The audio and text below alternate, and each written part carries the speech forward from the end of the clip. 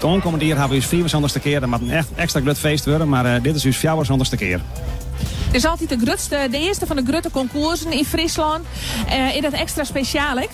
Nou ja, heel veel rieders kunnen binnen de hele winter aan het oefenen met hun hinders. En ik ken hier voor hun eerste weer hun hinders presenteren op uw veld. En dat is wel een hele bijzondere prestatie altijd, ja. Absoluut. Wat is er dit hier oorses oren hier? Of weet ik niks oors? Dit hier hebben we de dressuur op Vretejoenhoorn. In plaats op sneun. Dus dat hebben we een beetje split dit hier. Dus nu ben we eigenlijk een beetje een tweedaags concours. Maar en dat is wel goed slagen. Ja, want het is juist net echt fantastisch waar, hè? Nee, dat weer heel erg jammer. Maar het is wel heel mooi dat de meeste rieders toch al hier kan binnen. En die had juist toen een hele mooie wedstrijd rieder kent.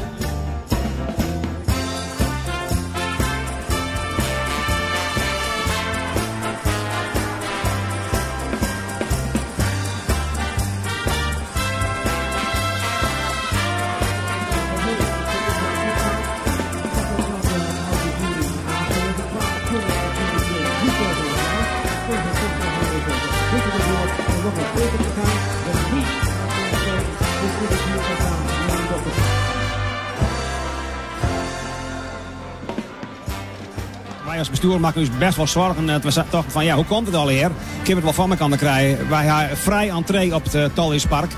En ja, dat kan al weinig maar dat wij uw sponsoren hebben. En oorsken dan moet er een intree hebben worden. Dat zou heel erg schande wezen.